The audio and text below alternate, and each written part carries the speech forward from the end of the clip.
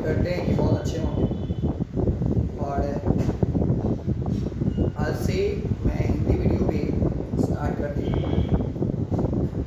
इसमें आपको कुल 24 चैप्टर हैं, इसमें से 2 भाग में बटे हुए हैं। एक है आपकी काव्य खंड में और एक है आपको गद्य खंड में, ठीक है। तो हमने गोधूली का प्रथम चैप्टर श्रम विभाजन और जाति प्रथा से मतलब कि स्टार्ट किया है, ठीक है। इसमें क्या होगा कि आपको पहले लिखित परिचय मिलेगा, फिर आपको कहानी को पूरा बताया जाएगा पूरे विस्तार से। उसके बाद इसका ऑब्जेक्टिव क्वेश्चन और सब्जेक्टिव क्वेश्चन, यानी कि इसका एक चैप्टर का टोटल 3 वीडियो बनेंगे, है ना। अब बच्चों मेरे पास समय है नहीं, मतलब कि आप लोग के पास समय नहीं है और इतना ही दिन में आपको पूरा हिंदी को कवर करना है ना।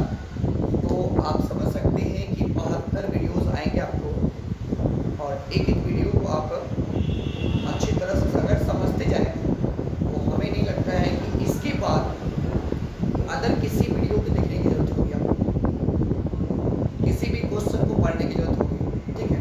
आप ध्यान से अगर सुनेंगे और ये मेरे ड्राइंग पे आपको ध्यान न दें, सिर्फ समझने का कोशिश करें। मेरा ड्राइंग ऐसे भी अच्छा है नहीं, तो मैं ऐसे ही बनाया है, ठीक है। तो चलते सबसे पहले हम लोग लेकर परिचय की ओर। देखिए हम लोग आज गोधूली पढ़ेंगे पार्ट 1, जिसका नाम है श्रम विभाजन और जाति प्रथा, ठीक है। श्रम विभाजन और जाति प्रथा, ये है श्रम विभाजन। श्रम का मतलब जानते ही हैं आप क्या? भूखों वाला श्रम नहीं, जो आप शर्माते हैं, आँख को मूंद लेते हैं, एकदम पूरा तरह से एकदम हाथ को ढक लेते हैं, वो वाला श्रम नहीं है। ये श्रम का मतलब होता है काम। ये श्रम का मतलब क्या होता है? काम होता है ना। काम, क्या लिखे? काम। ये श्रम का मतलब है काम, और विभाजन का मतलब होता है बांटना। क्या होता है? विभाजन का मतलब होता है बांटना, है ना। किसके आधार पे? तो जाति प्रथा के आधार पे, है ना। तो चलिए इसको तो हम लोग जानेंगे। सबसे पहले हम लोग लिखित परिचय को पढ़ लेते हैं, जरा ध्यान से देखिएगा। यहाँ जो आपको लिखा हुआ जो दिख रहा है VRAM, यानी कि भीमराव अम्बेडकर, ठीक है ना। भीमराव अम्बेडकर जी हैं ये। ये चैप्टर के लेखक का नाम ही ये भीमराव अम्बेडकर, बाबा साहब भीमराव अम्बेडकर भी इनको कहा जाता है, और हम लोग बोलेंगे कि डॉक्टर भीमराव अम्बेडकर, है ना। ये चैप्टर के लेखक का नाम देखिएगा। इनका जन्म 14 अप्रैल 1891 मऊ मध्य प्रदेश में हुआ था। कहाँ पे हुआ था? डॉक्टर भीमराव अम्बेडकर का जन्म आपसे पूछा जाएगा कहाँ हुआ था, तो आप बोलेंगे कि महू मध्य प्रदेश। अच्छा, कभी कभी आप लोग कंफ्यूज हो जाएंगे, यहाँ पे महू भी लिखा हो, महू मध्य प्रदेश, ठीक है। तो आप इसको महू और महू दोनों लिखा हुआ आपको मिलेगा, लेकिन ये मध्य प्रदेश ही मिलेगा क्योंकि ये इसका राज्य है। और कब जन्म हुआ था? तो 14 अप्रैल 1891 ईस्वी का, है ना। वो एक दलित परिवार में जन्म लिए थे। वो एक दलित परिवार में, परिवार का मतलब जो होता है एक छोटा सा जाति। देखिए हम लोग जाति, मेरे अंदर, मैं एक टीचर हूँ तो मेरे अंदर जाति का कोई भेदभाव नहीं है ना। फिर भी अगर आपको चैप्टर अगर पढ़ाना है तो ये तो बताना ही पड़ेगा, मतलब कि ये दलित परिवार से थे, है ना। देखिए इनका पढ़ाई लिखाई किस प्रकार से हुआ था, कि पढ़ने के लिए कहाँ कहाँ गए थे, इनका पढ़ाई लिखाई किस प्रकार हुआ। तो ये सबसे पहले पढ़ने के लिए अमेरिका और इंग्लैंड गए थे। अमेरिका और इंग्लैंड गए थे। आपसे पूछा जाएगा कि बाबा साहब भीमराव अम्बेडकर पढ़ने के लिए कहाँ कहाँ गए थे, तो अमेरिका एवं इंग्लैंड गए थे, ठीक है। अच्छा यहाँ देखिएगा, स्वदेश में कुछ समय वकालत का भी काम किए थे, यानी कि अपने देश के लिए कुछ समय भी रहते हैं, इसलिए इनको बहुत सारे अंदरों में बहुत सारी जानकारियां हैं। ठीक है, आगे है जीवन की प्रमुख व्यक्ति। कहते हैं ना कि किसी न किसी व्यक्ति को जब वो एक महान व्यक्ति बनते हैं तो उनके पीछे कुछ न कुछ किसी न किसी व्यक्ति का हाथ होता है। जैसे अगर मैं आप लोग के सामने हूँ, मैं अपने टीचर के दुआ से हूँ, है ना, जो जो टीचर हमें पढ़ाया मैं उनके दुआ से आपके सामने खड़ा हूँ, अभी आपको बता रहा हूँ, है ना। तो वो बाबा साहब भीमराव अम्बेडकर जी जो थे, इनके जीवन की 3 प्रमुख व्यक्ति थे। वो है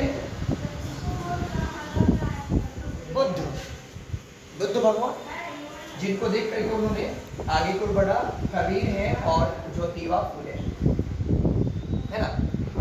आपसे पूछेगा कि भीमराव अम्बेडकर के जीवन की प्रमुख व्यक्ति कौन से हैं, तो ये दोनों में से अगर आपको ऑप्शन में से ये तीनों में से कोई दिखे तो मार देना है। आगे है उनका अन्य नाम क्या क्या है, अन्य नाम क्या क्या है। तो इनको बाबा साहब के नाम से भी पुकारा जाता है, बाबा साहेब की जय हो, है ना। बाबा साहब गांव के बाबा होते बहुत बड़े होते हैं, बाबा साहब, और उल्टे से इनको बाबा साहब के नाम से जानते हैं। इनको हम लोग संविधान निर्माता भी बोलते हैं। इन्होंने संविधान का निर्माण भी किया है, इन्हीं का संविधान सभी हमारे भारत देश चलते हैं। बहुत सारे इनको योगदान ये संविधान बनाने में, और इनको संविधान जनक भी कहा जाता है ना। इनको संविधान जनक भी कहा जाता है। आगे देखिएगा इनकी प्रमुख रचनाएं भी है, ये बहुत इंपॉर्टेंट है। पहला है द कस्टस इन इंडिया, ये पहला है, ये the castes in India, their mechanism होता his Dhamma annihilation of caste. ये सारी इनकी रचनाएं हैं, प्रमुख रचनाएं हैं, समझे ना। ये देखिए, ये मतलब कि इसमें से हेयर मैग्नीजम और एनिहिलेशन ऑफ कास्ट, मतलब कास्ट इन इंडिया, ये तीन बहुत ज़्यादा ही मतलब कि महत्वपूर्ण है। इसको अच्छे तरीके से देख लीजिएगा। हाई चीज और यहाँ पे जो लिखा हुआ है एनिहिलेशन ऑफ कास्ट, इनका हिंदी रूपांतरण लड़ाई सिंह यादव ने, लड़ाई सिंह यादव ने किया था 1936 में,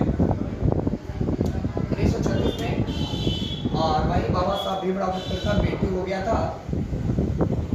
मृत्यु इनका हुआ था दिसंबर 1956 दिल्ली में, है ना। तो ये तो था आपका लेखक का परिचय। एक बार मैं आप लोग से क्वेश्चन कुछ करना चाहता हूँ। बाबा साहब भीमराव अम्बेडकर का जन्म कब हुआ था? 14 अप्रैल 1891 ईस्वी को। कहाँ हुआ था? महू मध्य प्रदेश में। ये स्वदेश में वकालत के भी काम किए थे। पढ़ने के लिए यह अमेरिका और इंग्लैंड गए थे, है ना। अमेरिका और इंग्लैंड गए थे। इनके जीवन के प्रमुख व्यक्ति कौन कौन थे? बुद्ध, कबीर, ज्योतिबा फुले। अन्य नाम कौन कौन थे? बाबा साहब, संविधान निर्माता, संविधान जनक, है ना। ये सब आपसे पूछा जाएगा कि प्रमुख रचनाएं द कास्ट इन इंडिया, हेयर मैग्नीजम होता है धम्मा एनिहिलेशन ऑफ कास्ट, है ना। इसका हिंदी रूपांतरण लड़ाई सिंह यादव ने किया था 1936 में, और वही जाकर के इनका मृत्यु 1956 में हो गया था दिल्ली में, समझिए। अब देखिए कहानी को थोड़ा सा ध्यान से पढ़िएगा, ध्यान से सुनिएगा, सॉरी, कहानी को थोड़ा सा ध्यान से सुनिएगा। यहाँ तो आपको ये दिखाई दे रहा है कि तीन व्यक्ति जो है ये जातिवाद के पोषक है। अभी क्या है, अभी आपको सब अच्छे तरीके से पता चल जाएगा। देखो आइए, हम लोग जानते हैं इसके बारे में। इसका पहला जो यहाँ पॉइंट को लिखा है जाति प्रथा, ये क्या है जरा देखिएगा। देखिए आपके गांव समाज में देखा जाता होगा कि पंडित ही आकर के पूजा करेंगे, समझिए, और ना ही बाल काटेंगे, और शर्मा जी ही कुछ डेस्क बेंच ये टेबल बनाएंगे, है ना।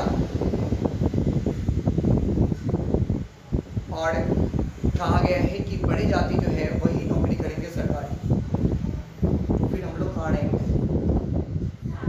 हम लोग आप लोग कहाँ रहेंगे? क्या करेंगे? है ना? तो कहा गया है कि बड़ी जाति ही मतलब कि अगर कुछ करेंगे तो फिर छोटी जात कहाँ जाएंगे? है ना? तो इस तरीक़ा से जाति प्रथा जो है ये बहुत ही ज़्यादा मतलब कि गलत है ना? अब जाति प्रथा तो थोड़ा बहुत अपने जगह पर था, लेकिन अब यहाँ पे आपको श्रम विभाजन जो आ गया, क्या अब श्रम के आधार पर भी जाति को बांटा जा सकता है? क्या अब श्रम के आधार पे भी हम लोग जाति को बांटेंगे? है कि भाई वो अब टेलर है तो वही कपड़ा सिलेंगे, और जो मतलब कि पंडित है वही पूजा कराएंगे तो पूजा होगा, नहीं तो नहीं। अब नाई है उन्हीं को है बाल छीलना, नहीं तो भाई बाल काटना, बाल छीलना, दाढ़ी बनाना, ये सब है ना, वही कर सकते हैं। तो ये सब जो श्रम के आधार की जाति प्रथा जो श्रम के आधार पे जो बांटा है, ये कतई गलत है, ऐसा नहीं होना चाहिए, है ना? ये बहुत ही ज़्यादा गलत है। तो ये व्यक्ति क्या कहते हैं, क्या सुनिएगा, जातिवाद के पुस्तक क्या बोलते हैं ये जाति प्रथा ठीक है। अब बताओ, ये कहते हैं कि भाई नाई नहीं रहेगा तो बाल कौन काटेगा, पंडित नहीं रहेंगे तो पूजा कौन कराएगा? छोटी जाति अगर नहीं होगा तो नाला किस साफ करेगा? है ना? मतलब कि तरह तरह की बातें अब होने लगी। ये जाति प्रथा, ये श्रम विभाजन, ये कैसे है? ऐसा नहीं होना चाहिए था। बाबा साहब, ये बाबा जो है थोड़ा बहुत तो सही कह रहे हैं, लेकिन ये गलत भी है। हाँ, कास्ट है, होना चाहिए, थोड़ा बहुत होना चाहिए, क्योंकि शादी विवाह के लिए ये ठीक है, यहाँ तक तो स्वागत है। लेकिन अगर आप काम के आधार पे बांट रहे हैं तो फिर ये गलत है, ऐसा नहीं होना चाहिए था। अब क्या है ये टालो भाव? अब एक बात बताइए, अब किसी छोटी जात के बच्चों को बुला के लाइए, अब उसको बोलिएगा आप कि भाई ये काम तुम्हारा, यही काम तुमको करना ही पड़ेगा, है ना? बड़ी जाति का बेटा काम नहीं करेगा, बड़ी जाति का बेटा घूमेगा, गरीब पे बैठ कर आराम से ऐसो आराम का जिंदगी जिएगा। अरे भाई, तो ये कैसे? अब बताइए, आप एक बात बताइए, तो अब जो बच्चे का मन किसी काम में लगेगा ही नहीं तो काम किस प्रकार से करेगा? दाल पटोल तनिक उठाएगा, लेकर के जाएगा, कुछ उठाएगा। अब देखिए, अब उसको तो भाई वहां पे मन ही नहीं लग रहा, तो काम कैसा करेगा? टालू भाव से ही काम करेगा ना, टाल में लोग है ना?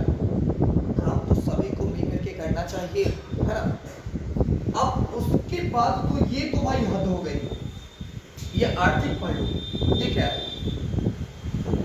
अब ये आर्थिक रूप से भी ये जाति प्रथा जो है कतई का हानिकारक बनता चला गया, है ना? आर्थिक पहलू से भी भाई, आप देखिए, अब आप कोई काम नहीं करोगे तो आपका आर्थिक जो है, आर्थिक व्यवस्था कैसा है? बिगड़ेगा। अब जाति प्रथा, अब बड़े जात का बेटा, बड़े मतलब कि बड़े जाति का बेटा जो है वो बड़े अगर जॉब करेगा तो छोटी जाति का बेटा कहाँ जाएगा? उसका आर्थिक पहलू, आर्थिक स्थिति पूरा खराब हो जाएगा, दयनीय हो जाएगा, है ना? तो जिंदगी भर मतलब कि अपने बाप मतरी का जो मतलब कि काम बना हुआ रहता है वही काम। अब देखिए, जो श्रम करता है, जो आपको मतलब कि मजदूरी करता है, अब उसका बेटा भी हो गया, वो भी मजदूरी करेगा, है? अब मलरवा के बेटा जब ले लिया, देखो फिर नौकर पैदा ले लिया,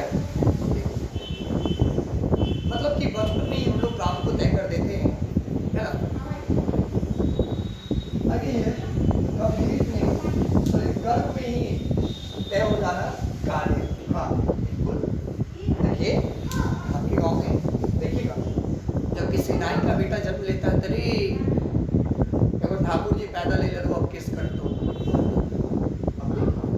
भाई उसको मतलब कि अगर से ही मतलब कि उसको हम स्टार्ट कर देते वहीं से कि मतलब कि वही अब यही काम करेगा है ना।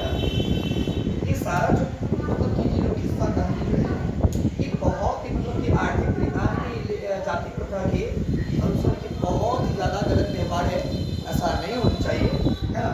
इसलिए एक परिभाषा जो हम लोग यहाँ पे लिखे हैं, हम सभी व्यक्ति को इस तरह से ही रहना चाहिए। लोकतंत्र की परिभाषा, लोकतंत्र क्या कहते हैं कि पानी पानी का जो मिश्रण होता है उस प्रकार से व्यक्ति रहना चाहिए, दूध और पानी का मिश्रण लोकतंत्र में। जैसे कि आप देख सकते हैं लोकतंत्र लोगों के लिए, लोगों के द्वारा चला गया शासन